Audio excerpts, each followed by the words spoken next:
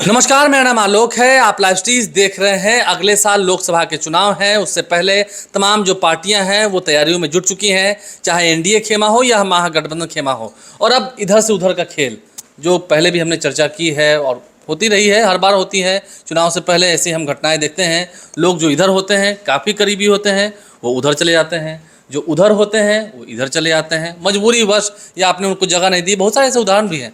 अब लगता है कि इधर उधर का खेल जो है अब शुरू होने वाला है।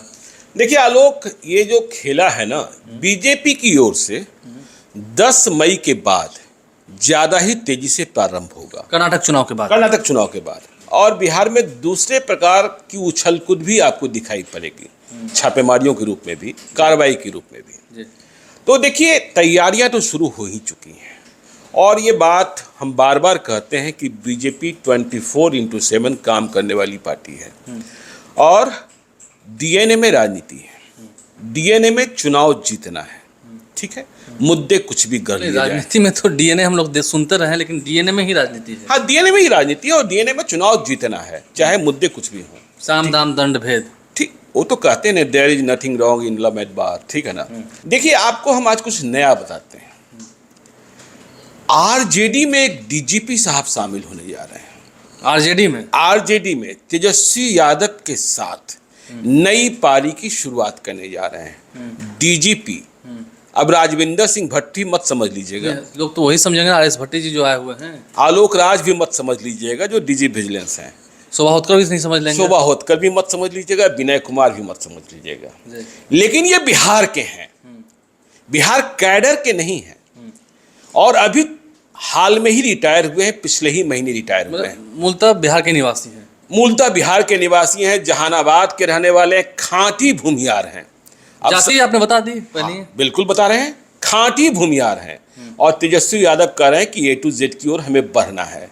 तो पता नहीं तेजस्वी यादव के मन में आया होगा कि हम एक भूमिहार को, एक बड़े पुलिस पदाधिकारी को अपने साथ करते हैं। और तैयारी हो चुकी है और कल ही मतलब 7 मई को ज्वाइनिंग है। अब देखिए, आरजेडी की परेशानी भी है।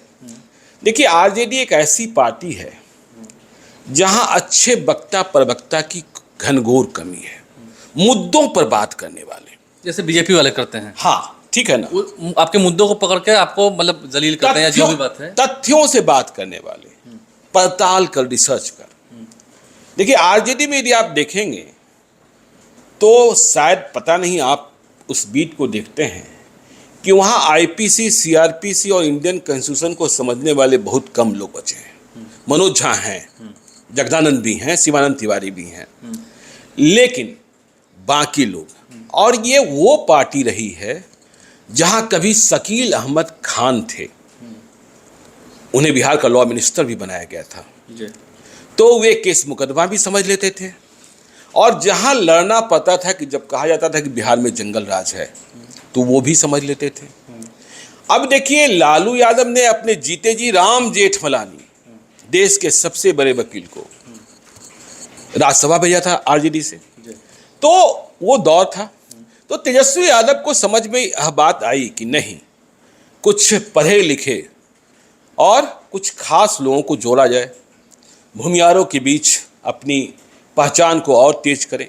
तो ये करुणा सागर हैं जो डीजीपी लेवल के पदाधिकारी रहे हैं, रिटायर हुए हैं। ये तमिलनाडु कैडर के हैं, जहानाबाद के रहने वाले हैं, फिर से कह दे रहे हैं जाति से भूमियार हैं। देखिए, ये 1991 बैच के आईपीएस पदाधिकारी थे, अब तो रिटायर हो चुके, और 27 साल तक इन्होंने अपनी सेवा दी तमिलनाडु में। सुपर कॉप कहे जाते हैं वहाँ।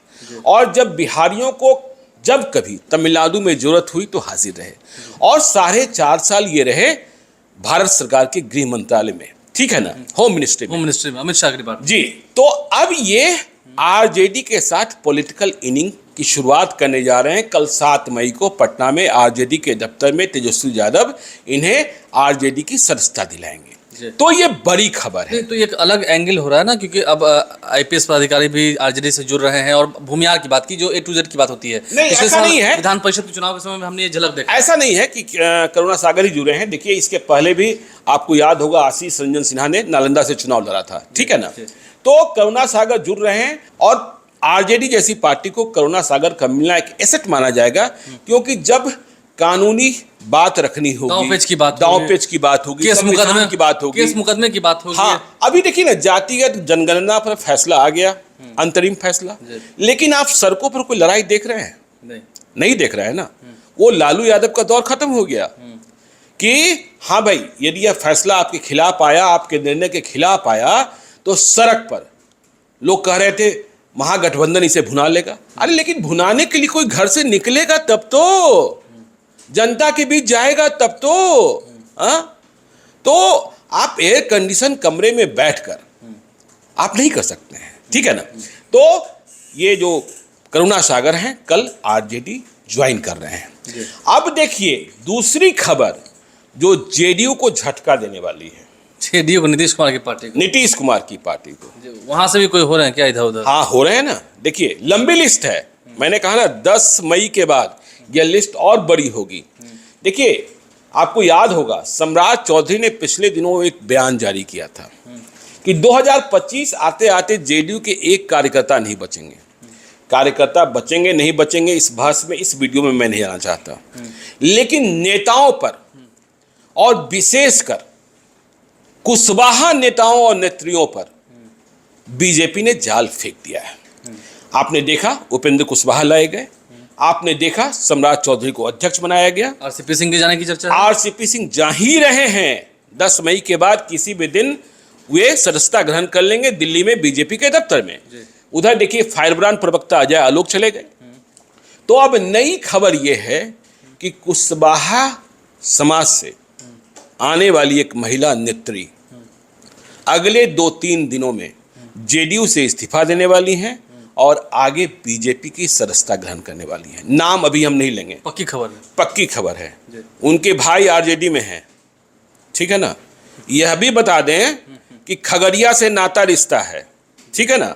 तो जेडीयू में जितने कुशवाहा नेता हैं और जेडीयू के भीतर हम क्राइसिस मैनेजमेंट नहीं देख रहे हैं। जिस तरीके से कुशवाहा मतों की गोलबंदी के लिए बीजेपी एक्सरसाइजेस कर रही है, यहाँ उसके जवाब में कुछ होता दिख नहीं रहा है। मतलब बीजेपी को जिस पर दिल आ गया, जिसको हो गया कि अब आना है आपको तो आना है। देखिए अब दिल की बात आपने कर दी तो आपको एक और कहानी बता देते हैं।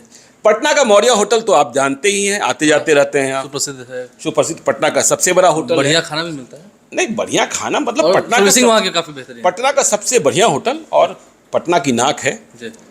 तो बीजेपी के नंबर 2, मैं नाम नहीं लूंगा, अब मौर्य होटल जब वे आते हैं तो मौर्य होटल में ही रुकते हैं, तो जाहिर तौर पर वे बिहार के नहीं हैं, बीजेपी के नंबर 2 हैं। तो मौर्य होटल में उनका रुकना होता था, आज भी होता है। तो मौर्य होटल में एक सचिन थे, मसाज मैन। देखिए बड़े बड़े होटलों में, 5 स्टार होटल्स में जो उनके गेस्ट होते हैं, उनसे सुबह पूछा जाता है कि क्या आपको मसाज की ज़रूरत है। लोग इतने थके होते हैं तो वे मसाज मैन को बुला लेते हैं, ठीक है। तो सचिन बड़े ही नामी मसाज मैन थे।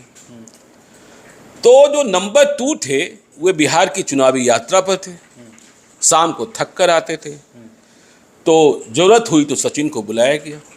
तो जो आपने दिल वाली बात कही उस पर यह कहानी आपको बता दे रहा हूँ। तो उन्हें यह मसाज मैन इतना अच्छा लगा कि पूछिए मत। और सचिन अब मौर्य होटल में नहीं है, सचिन अब बीजेपी के नंबर 2 जो हैं, देश की ताकतवर हैं, उनके पास है। वहाँ चले गए और पूरा परिवार को भी बुला लिया गया। तो देखिए किस्मत कैसे बदलती है, तकदीर कैसे बदलती है। और आज जब जहाँ उनकी यात्रा होती है तो शायद सचिन साथ होता है। मौर्य होटल के लोग कल ही हमें बता रहे थे। तो ये दिल की बात हुई। लेकिन इसके अलावा देखिए, चुनाव समय भी तो दिल आता ही है। नहीं, देखिए आया हुआ है। देखिए खबर ये आ रही है, यह खबर भी जेडीयू को ही परेशान करने वाली है। खबर ये आ रही है कि बिहार सरकार के 2 मंत्रियों पर बीजेपी का मन आ गया है। दिल आ गया है। दिल लगी अभी हुई है कि नहीं हुई है, दोनों तरफ से यह कहना थोड़ा कठिन है, अभी थोड़ी जल्दबाजी हाँ, है। और दिल आ गया है। अब आप पूछेंगे कौन है, ये कहाँ वाले हैं ये बताइए ना, कौन? तो आप मुझे पता है कि आप उतना क्लियर नहीं बताएंगे, जब आप कह रहे हैं कि अभी बातचीत नहीं हुई है, तो कहाँ वाले हैं? देखिए कहाँ वाले हैं, यदि हम जिला का नाम खोल दें तब भी आप समझ जाएंगे। और फिर आपको मालूम है वो किस तरफ वाले हैं, किस तरफ वाले हैं? देखिए अब किस तरफ वाले हैं यदि आपको हम संकेत में कहें तो न ये गंगा वाले हैं न ये दरभंगा वाले हैं। मतलब फिर आपने नाम अटका दी ना, गंगा वाले हैं ना दरभंगा वाले हाँ, मतलब उधर से हैं जहाँ गंगा नहीं बहती है, उधर से हैं जिसका नाता दरभंगा से नहीं है। जी, हाँ, जी। और एक जो मंत्री हैं उन्हें कहा जा रहा है अरे भाई बांका खाली है, स्पेस है, आ जाइए ना, आ जाइए। आ जाइए ना। तो ये सारी चर्चाएं, और जैसा हमने कहा कि 10 मई के बाद देखिए मतलब अभी उधर से एक बात और ध्यान रखिएगा, गोले दागे जाने एक हैं। बात और ध्यान रखिएगा कि जब आरसीपी सिंह ज्वाइन करेंगे बीजेपी को, जैसा हमने कहा कि पहले से कुछ लोग उधर बढ़ रहे हैं, अजय आलोक चले गए, एक महिला नेत्री जा रही हैं, तो आरसीपी सिंह के साथ जिन लोग की प्रतिबद्धता थी, कमिटमेंट थी, वे भी विधायकों की संख्या हो न हो लेकिन दूसरे नेताओं की, दूसरे और तीसरे पंक्ति के नेताओं की उधर जाने की रफ्तार बढ़ेगी। अब एक पटना के ही हैं, प्रोफेसर भी हैं, उनकी चर्चा भी बहुत कुछ चल रही है, ठीक है ना, कि वे भी उधर कुछ कर सकते हैं, कभी आरसीपी सिंह के बेहद करीबी थे। तो ये चर्चाएं बीजेपी, जैसा हमने कहा कि 24/7 वह मन टटोलती रहती है, वह अपना कौन कहाँ से कितना दुखी हो रहा है। हाँ, और खुफिया दस्ता लगातार काम कर रहा होता है, सरकारी वाला नहीं, प्राइवेट वाला, प्राइवेट वाला, कि मन को। और चलते चलते एक और बात बता दें कि आजकल जितने सांसद हैं बिहार के जितने विधायक हैं और जिन्हें चुनाव लड़ना है, वह शादी विवाह और शोक श्राद्ध के न्योते से बहुत परेशान है। सुबह सुबह लिफाफा गिनकर जेब में डालना होता है, रोज सुबह, क्योंकि अगले साल चुनाव है। अब अभी लगन का समय चल रहा है, अभी नहीं जाइएगा, अभी नहीं जाइएगा, अगले साल जाइएगा वोट मांगने। हाँ, अगले साल जाएंगे आप वोट मांगने हैं, और फिर आप याद कीजिए एमएलए भी हैं जो लड़ना चाहते हैं। नहीं, अब एमएलए जब वोट मांगने जाएंगे अपनी पार्टी के लिए, ऐसे एमएलए हैं जो कोई न्योता नहीं छोड़ रहा है बिना बताए भी, समझे ना। हाँ, अभी आपको एक किस्सा बताएं, बड़ा आपको आश्चर्य होगा। एक नेताजी हैं, एक सांसद ही कह लीजिए, वो रास्ते में जा रहे थे, उन्होंने देखा एक शव यात्रा जा रही है, लेकिन ये पता नहीं था कि ये शव यात्रा किसकी है, ठीक है ना। तो उन्होंने गाड़ी की रफ्तार थोड़ी धीमी की, पहचाने हुए लोग दिखाई नहीं पड़ रहे थे। उन्होंने अपने बॉडीगार्ड को पूछा कि जाकर पता करो किसकी शव यात्रा है, तो लोगों ने बताया। अब देखिए एमपी साहब का दिमाग कितना तेज, उन्होंने गाड़ी रुकवा दी, तेजी से उतरे, और जो अर्थी को कंधा दिए हुए लोग थे उनके पास पहुंच गए। का हो तू इतना भूल गया हमरा, इतना पुरान आदमी कि भैया मर गए, हमको बताए भी नहीं। अरे वो तो इतना पुरान, हमर तो नॉमिनेशन में आई रहलन, तू लोग तो हमरा से संबंधित तो दला, परिवार से संबंधित तो दला, कोई बात मतलब वैल्यूए न रखला, कोई नाता रिश्ता रहबे न कहला। और उन्होंने सब यात्रा में शामिल लोगों को रुला दिया, सब रोने लगे कि भाई एमपी साहब को लोग हम लोग भूल गए, इतना बढ़िया रिश्ता था, खुद से चल के ये खुद से चलकर आ गए, और उन्होंने अर्थी को कंधा दे दिया, ठीक है ना। आप समझ सकते हैं, इसके बाद वोट तो कंफर्म हो गया। अब नेताजी की मजबूरी देखिए, दोपहर में कंधा ले रहे हैं और शाम में वही कुर्ता पैजामा पहनकर रिसेप्शन पार्टी में बरबधू को आशीर्वाद भी देने जा रहे हैं, सगुन देने जा रहे हैं, क्योंकि कपड़ा बदलने का मौका कहाँ मिल रहा है, अगले साल चुनाव है जनाब। देखिए तो परिस्थितियां कैसे बदलती जा रही हैं, और उदाहरण एक से बढ़कर एक है। तो बहरहाल देखना यह है कि जो लोग इधर से उधर हो रहे हैं, उधर से इधर हो रहे हैं, करुणा सागर भी आ रहे हैं आरजेडी में, मजबूती कितनी मिलती है। और चुनाव से पहले देखिए ना, जनता भी नाचना चाहती है नेताओं को। जनता मालिक है, जनता मालिक हो, जनता सब जानती है, सब देख रही है। आप लाइव से बने रहें, हमारे चैनल को सब्सक्राइब कर लें, साथ साथ फेसबुक पेज भी लाइक करें, इसके अलावा ट्विटर हैंडल पर लाइव को फॉलो करें। धन्यवाद।